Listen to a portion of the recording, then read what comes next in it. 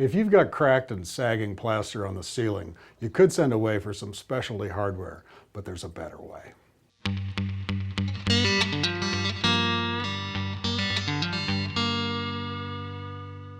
This is a tip sent in by Don Mathis out of Macomb, Illinois.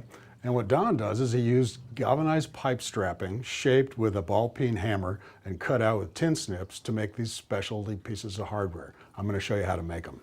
Now, the key to this is a little die that I've made out of a piece of hardwood, and I've taken a gouge and made a concave dish in it. And that's the thing that we're going to set our pipe strapping atop, and then we're going to pound it with a ball peen hammer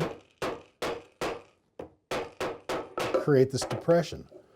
Next, I use a pair of tin snips to cut out my washer.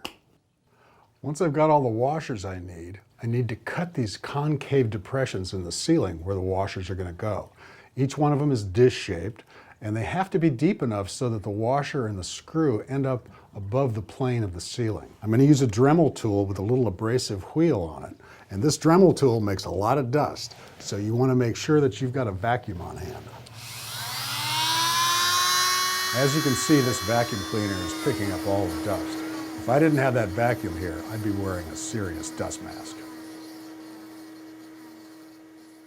So I've got kind of a spider web of cracks up here, and what I've done is I've used our Dremel tool to cut these recessed dishes every 8-10 inches or so that it picks up both sides of the crack. You want it right on the crack so that the washer is going to help support both sides. So now I run a fully threaded drywall screw through each one of these washers, and we're set to start putting them up.